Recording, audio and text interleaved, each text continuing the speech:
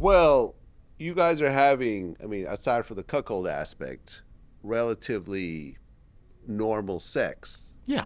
But then she wanted some other stuff.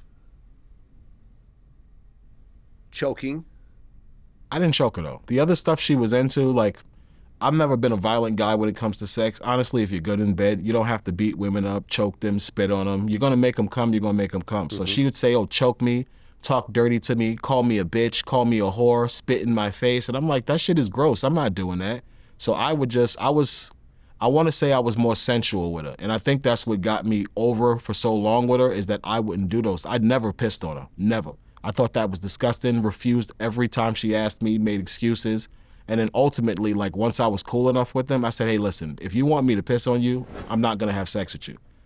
She says, why? I said, because it's going to turn me off. I'm going to get soft. You want me soft? She says, no. I said, okay, so you got to make a decision. Do you want the piss or do you want dick?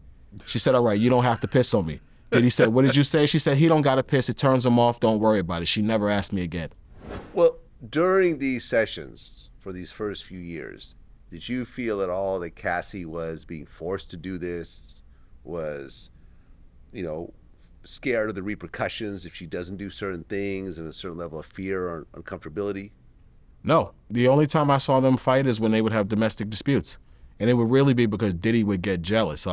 The first time I saw him hit her, like, punch her in the chest with a 1-2, I think we were in the Essex house in Central Park.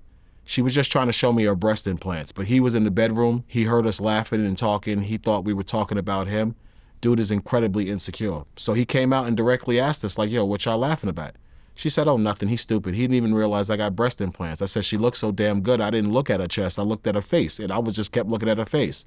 So he kind of snickered, and he was like, yo, don't do no laughing with these guys when I'm not in the room. And I thought that was weird. Like, fuck you mean we can't laugh? She just is a regular conversation.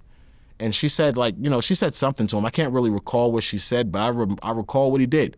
He threw his hand out with a jab like the measurer and just turned over his hip and punched her square in the chest. She flew across the room. So just off instinct, being a 225 huge black guy, I said, the fuck is you doing hitting this girl, man? And I kind of like stood up to get at him. Vlad, I swear, I learned in this encounter that men exhibit power in more than physicality. It can be an aura. It can be a force. And Diddy fucking got it. This guy literally looks at me square in the face and sits back in this love seat and says, what are you going to do to me? Just like this, like he's sitting on a damn throne. Never happened to me in my life, but something told me, don't touch this motherfucker. You about to fuck up. So I kind of looked at him for a second like the ball's on this guy, but what got me was Cassie. I remember this. I come from an area where I see women get hit, women fight back, even if they can't beat the guy. You motherfucker, you hit me, they're doing all this. Every woman I've ever seen in my life, a guy hits them, they're gonna do something to, I guess, express the fact that they don't like being hit. Cassie just sat there quietly holding her chest, looking at me, and then looking at him, and then looking at me.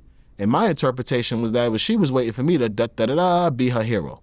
I didn't even know her like that. Clearly, this guy has you under wraps with the money. I could tell that immediately just from their situation, that this guy had money. I didn't know what the hell he did, but I knew he had a shitload of money, and this girl was into this money.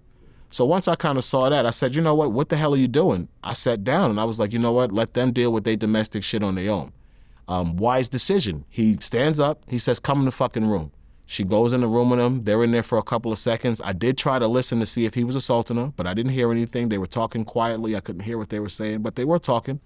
Then he comes out the room maybe 20 minutes later. She acts like nothing happens. He passes me a blanket. He did apologize for me seeing it. He said, yo, I'm sorry you had to see that, which showed me he was a halfway decent person if he could apologize and just totally disregard the fact that I was there. But I never saw her in a situation where she did not want to have sex. She was being forced to have sex. He was compelling her to suck penis. None of that. She was always the one to initiate it and to go get him so she could initiate it. Well, how many domestic violence situations did you see after that? I want to say, again, it's a long timeline, but I want to say more than 5, less than 10. Wow. Yeah, I saw a lot of them. So about 7 or so, 7, 8. Yeah, I would say 7 or 8. I saw him kick her, mush her, grab her by her hair, grab her by her collarbone, slam her against the wall, kick her in her shin, punch her 2-piece in the chest. He might have hit her in the head for some reason. I remember that too, because the more you have to think about this stuff with such a long time span I saw them, I still remember things now that happen. Right, because Daniel said that he saw two different instances. One that he literally saw her grab her by the hair and, drag her out and start to kind of beat her up. Another one where he heard it from behind the door. There was slapping and some whimpering and so forth. So Diddy was relatively comfortable beating up Cassie in front of other men. Yeah. He's a DV abuser. Dude has a history of domestic violence abuse. He's been beating girls for 30 fucking years. This is true. And it's amazing that the media and people are pretending that Cassie's just this singularly central and special victim.